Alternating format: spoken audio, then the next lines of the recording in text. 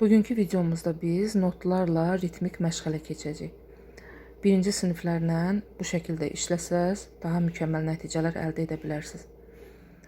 Bugün çərək və səkkizlik notların ritmik qruplaşmasını öyrənəcəyik və onların yerlərini dəyişərək ritmlərin necə dəyişdiyini görəcəyik. Öncəliklə mən oxuyacağım notları üzdən, sonra özünüz davam edərsiniz.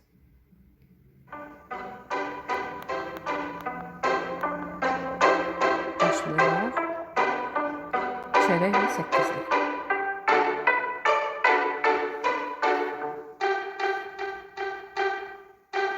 Bir və, iki və, üç və, dörd və, bir və, iki və, üç və, dörd və.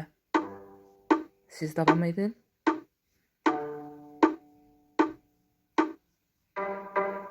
Səkkizlik əlavə olundu. Bir və, iki və, üç və, dörd və, bir və, iki və, üç və, dörd və. Davam sizdə.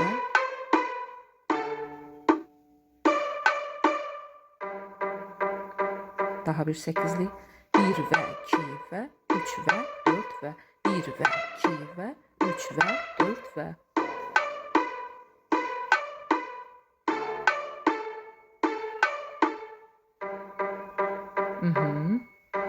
Bir və, iki və, üç və, dörd və, bir və, iki və, üç və, dörd və.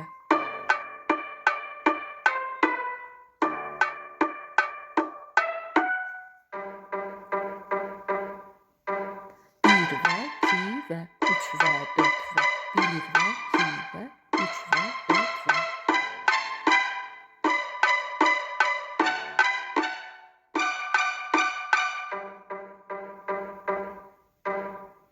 Və iki və, üç və, dörd və, bir və, iki və, üç və, dörd və. Davam edin.